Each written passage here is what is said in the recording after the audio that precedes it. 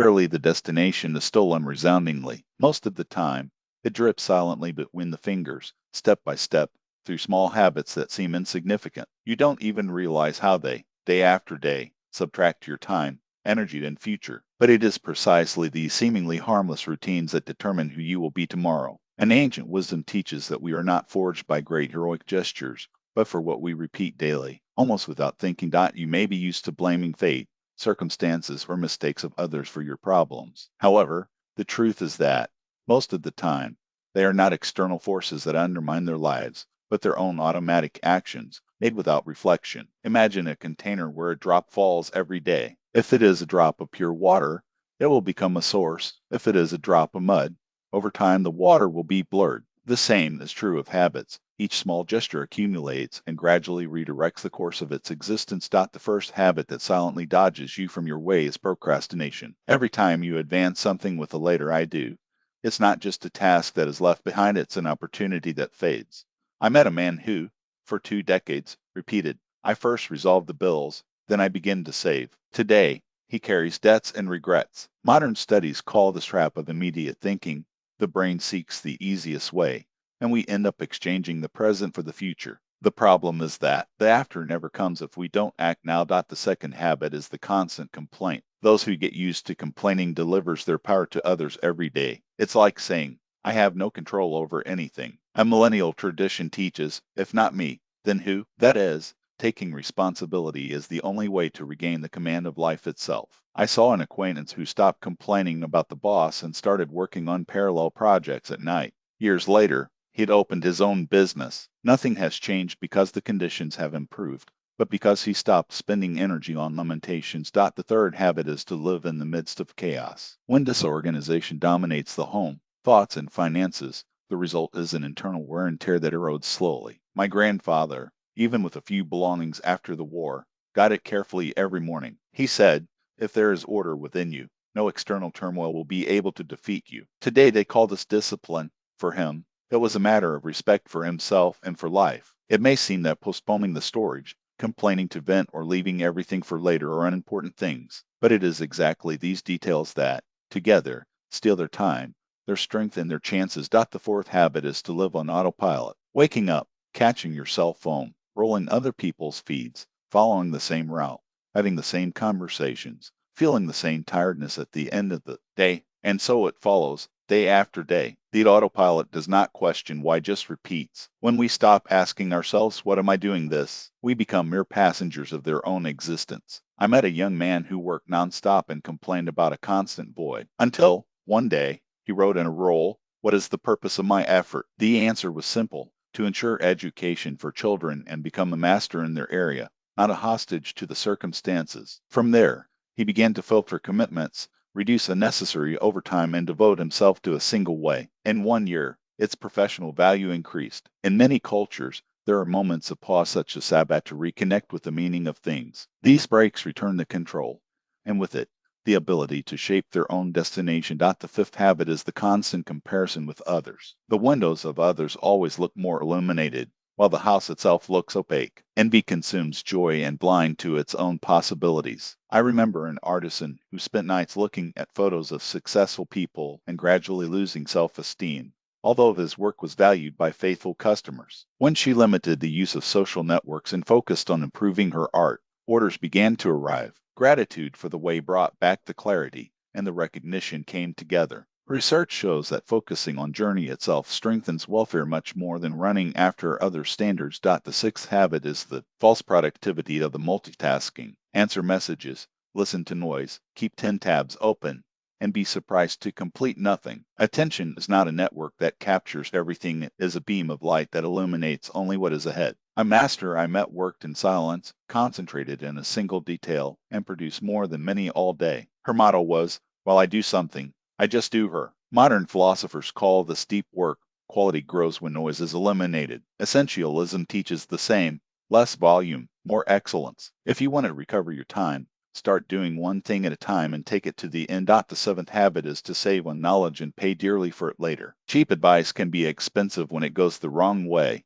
I met a man who started the same business 3 times and broke in the same small flaws. Only when he invested in mentoring and studied the fundamentals did everything fit. He said, I didn't pay for knowing, I paid for the time I stopped losing. Few recognize this truth. Books and learning may seem expenses, but they are the ones who return the fastest freedom. The ability to learn is a capital that never devalues. The eighth habit is to escape the discomfort. We chose the easy now and paid the price later. Those who do not train at will becomes hostage to their own impulses. I saw a teenager who decided to do something difficult every morning before coffee. First it was a cold shower, then a race, then an hour of reading. In a year, he was more centered, confident, and resilient. Persistence and systematic do not bring instant joy, but build a character that no storm shakes. Life hits everyone, but who develops resistance comes out stronger from the blows. It may seem that these habits are harmless. Autopilot avoids decisions. The comparison gives the illusion of motivation. The multitasking promises efficiency. Saving and learning seems prudent. Avoiding pain seems self-care. In practice, however, it is always the same trap, and stimulus, and action, and immediate reward. If the steps do not change, fate does not either. Just change a single element so that the entire gear begins to function differently. You ask, where to start? Turn off the superfluous. Focus on one thing at a time. Learn from those who have already dominated the way. Choose the small, difficult challenge instead of the big void and will feel control by returning to your hands. Small daily corrections transform the trajectory much more than grandiose promises. Finally, the ninth habit that steals your life is the lack of gratitude. Who only sees what has never will be happy. It may receive an increase, buy a new house, accumulate possessions, but the feeling of emptiness persists. I met a merchant who only complained, few customers, little money, until, after a serious illness, he simply thanked him for being able to walk and work. This change of perspective did not increase his gains immediately, but he returned his joy and, with it, the energy to move on. Psychologists call this well-being practice. By registering for what we are grateful, life is no longer a meaningless race, and as color. Life loses its gray tone and begins to shine. The 10th practice, postpone the meaning. Many people say, first I will make money, then look for a purpose where first I solve the bills, then I think about what really matters. But the meaning cannot be postponed. If there is no reason, even how it becomes torture. Viktor Frankl demonstrated this with his own life, even in concentration camps, those who had a reason to continue. I met a worker who returned exhausted from work every night, but sat at the table to review the lessons of his children. He said, I work for their future. That was why he gave him strength to get up every morning. The meaning transforms to the most arduous path in a valuable journey, not in a punishment. The 11th practice, transfer responsibility. Those who lack emotional intelligence always seek guilty. Neighbors get in the way. The boss does not pay.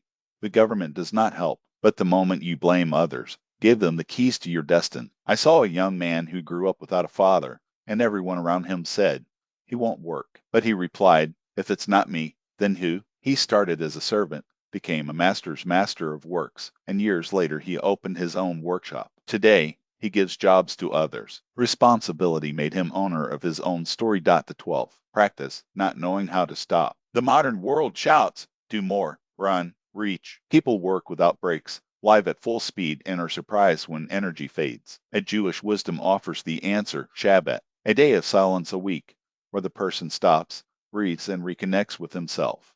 My grandfather always said, who knows how to rest, knows how to live. I saw people burn at work, but those who pause retain health and clarity. The break is not a waste of time, it is the moment when time belongs to you again. These practices still fade in a quiet way. They are not like a storm. They do not strike like a lightning. They act slowly, day after day, and it is precisely this that your power resides. If we do not notice them, they turn life into a dead end. But when we recognize them, we get the chance to rewrite the plot. Think how many of these practices are present in your life now. Maybe you are postponing, complaining, living without organization or purpose. Or can't you stop? These small thieves each day take a piece of their future. Now, let's combine all these practices and see what they do with a person. Individually, each seems harmless. What is so bad in complaining?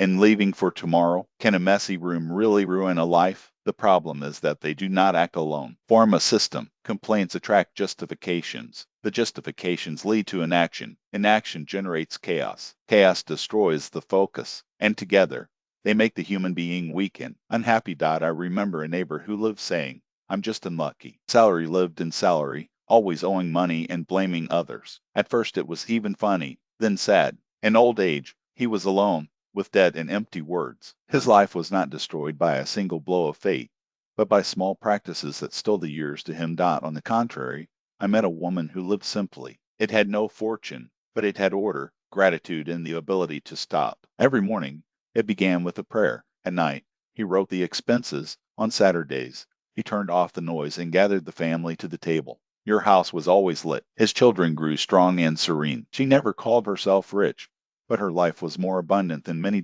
Modern research confirms small practices function as a chain. If you cultivate a good one, such as writing, spending, or waking up earlier, others join her. But a destructive practice like constant postponement is allowed to set up.